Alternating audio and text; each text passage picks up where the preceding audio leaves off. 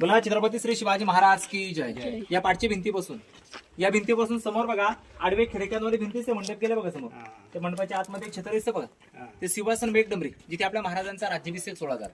नंतर आपण सगळे तिकडे जाणार आहोत. त्या भिंतीपर्यंत हा छत्रपती शिवरायांचा राहता राजवाडा होता बघा. त्या काळातले प्रशस्त वर्तून हे लाकडाचं 2 मजली होतं बघा. आतून पूर्ण मखमली पडद्याने पैठणी कापडाने सजवलेला वाड्याचं महालाचं वैभव कसं असेल कल्पना करा. याच वाड्यात याच महालात राजांचं निधन झालं 50व्या वर्षी 3 एप्रिल 1680 ला. मराठी तारीख आहे चैत्र पौर्णिमा, हनुमान जयंती होती. वार होता शनिवार दुपारी 12 वाजता महाराजांचं निधन. हा 3 पायऱ्या गेलेलं पहिले 4थं पायरीमध्ये फाउंडेशन आहे. हे बेडरूम महाराजांचं. इथे निधन झालं, पण इथे कोणत्या जागेवर झालं असं नोंद नाही, पण इथे झालं. इथून पुढे 1.5 किलोमीटरवर पुढे शेवटला एक मंदिर दिसतं कोपऱ्यामध्ये बघा, जगदीश्वर मंदिर.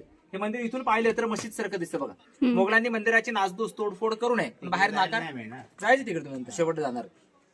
मोगलांनी मंदिराची बाहेर बोगायपाळी तोडफोड करून बाहेर नाकार मस्जिद सारखं. आतमध्ये मात्र शिवलिंग, शंकराची पिंड आणि मंदिराच्या पुढील बाजूला एक शंकूसारखं चित्र आहे, राजांची समाधी मंदिराची माहिती पुढे तुम्हाला होळी ग्राउंड पाशी सांगण्यात येईल. वाड्यात अशी 4 चौथरे आहेत, प्रत्येकाची माहिती त्या ठिकाणावर तुम्हाला सांगतो. वाड्याच्या उजव्या हाताला इथे 2 पाण्याच्या टाक्या, डाव्या साईडला राजांचं आंघोळीचं बाथरूम, बाथटब, त्या काळातलं स्नानगृह. पाण्यात जय श्रीराम. हे पाण्या टाक्या हो. हे महाराजांचं आंघोळीची जागा, बाथटब. मध्ये भिंतीला होल आहेत, होलात मार्गे सगळं खराब पाणी गडाच्या खाली सोडून दिलं जायचं. म्हणजे हे सगळं पाणी इंग्रजांनी पुन्हा चेंज केलं. समोर दरवाजा ओपन आहे, त्याच्या आत